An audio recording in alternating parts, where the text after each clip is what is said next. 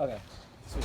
So yeah, can you both talk about how you two met and what was going on through your heads as both of you were just talking for the first time? What went Um, I, Obviously, Rabina was already here, and I came from the U.S. and I came with somebody who said he took people on vision trips to Uganda, and I was very interested in going. And I left my family at Thanksgiving, and they thought I was crazy because I was going to Africa by myself for the first time. But I really, really, really wanted to go, and I had no intention of doing anything here. I just wanted to see for myself and maybe just broaden my world a little bit. And when I came, we met Rabina, this man who introduced me to Rabina, and I remember being so inspired. She was young at the time. She's still young, but she was, I don't know, in her early 30s at the time, and it seemed to me like she had done so much. Yeah.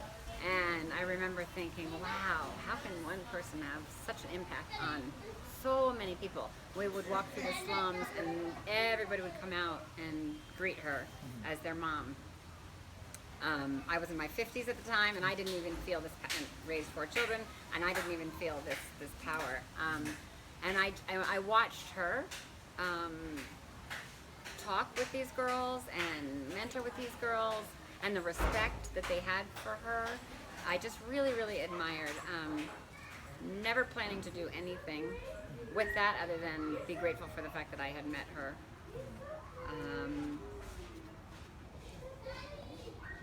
And then I remember thinking it was such a strange coincidence, not really a coincidence now, we don't believe, but that her name was Ravina and my name was Robin. So that was very strange that we were so close in name. And I still get called Ravina to this day because the kids still forget. So it's always Mommy Ravina and Mommy Ravina, and so it's funny. But that's how I met her. And that's how I met her.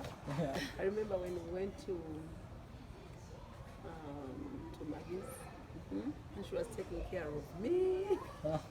I'd never met someone like I've been taking care of others, but I'd not met someone taking care of me. So she was taking care of me as like her daughter, Yeah. her sister. So everywhere else, like she kept like moving with me. Yeah. We went to the national park, Maction, and she was always with me, and she was next to me. So I felt loved. I think she filled my tank. My tank was empty because I was giving it out. I was like empty, and then she was filling me, and I felt like so connected to her. Each time, even when she went back, I kept writing to her, telling her what I was doing. Yeah, so that her love drew me closer to her. We had a team of how many people? 11, 12? The first time, I think there was maybe like 11 of us, 11 of them. 10 or 11 of us. But with her, I felt like I was getting close because of her love. Yeah. And when I describe Rabina to people in the U.S., they say, who is she to you? And other than I say, obviously my partner, I say she's my mother, my sister, and my daughter. Oh my gosh, that's so cute. We lean on each other. Even we call or send through WhatsApp in the middle of the night, oh, I'm feeling like this, Rabina. And she'll say, Robin, don't worry. She's a very strong person in faith, and I'm a worrywart. Yeah. So we match because when I get so upset and worried, she pulls her faith in there and pulls me back to the other side. She does the same. And then I'm the mother, so I can say, don't worry, these things are going to be fine. Everybody loves you. Yeah. So we're a good team. Dang. And then, so can you talk about the future of Set Her Free and where you both see that going and what you would like to accomplish in the upcoming years? Now, after seeing the number of girls we've reached, we've always gotten visions and goals. So our first goal was to have different drop-in centers within the entire Kampala. Kampala has 5 divisions, so we're thinking of having a center in every slum of Kampala. At the beginning of At Set the Her Free, beginning, this was our Yeah. first That was goal, 5-year goal. But then as we were moved, after opening the second one, the second center, we looked back and said, no, I think it will not work Yeah. because it was so costly. Yeah. we couldn't find enough time to monitor the two centers. There was a gap. And then that's when we came up, we said, okay, now what do we need?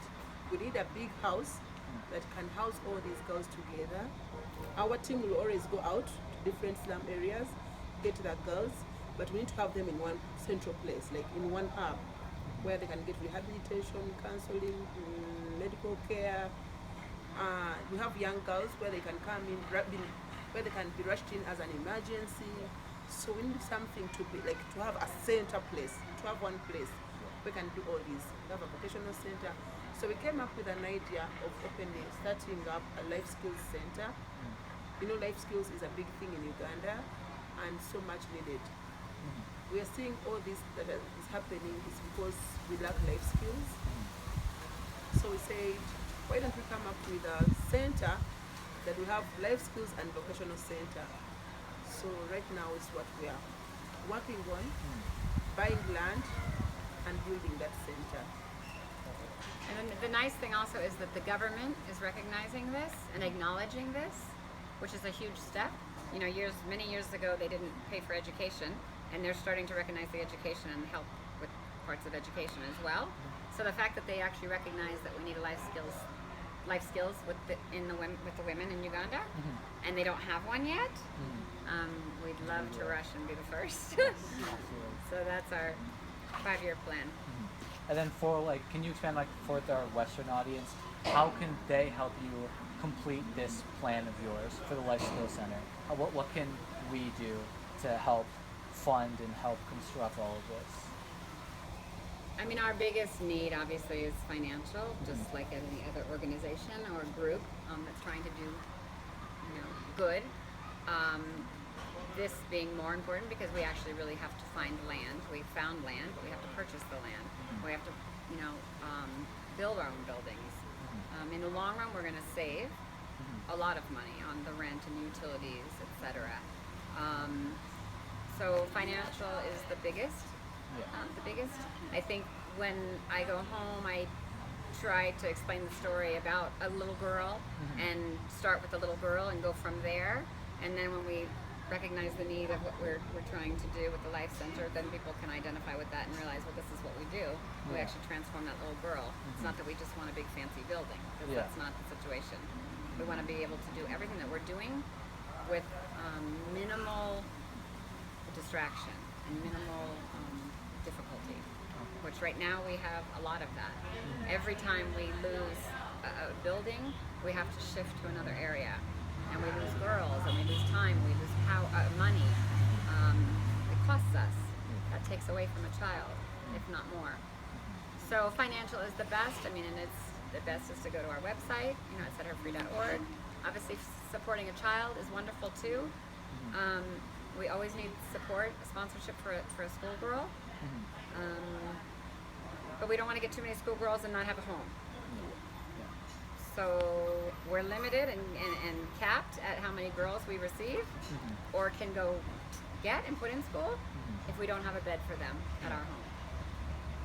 So. Should we ask anything else? That's good. That's good. Yeah. Okay. Thank you. Sweet. Thank you. Thank you.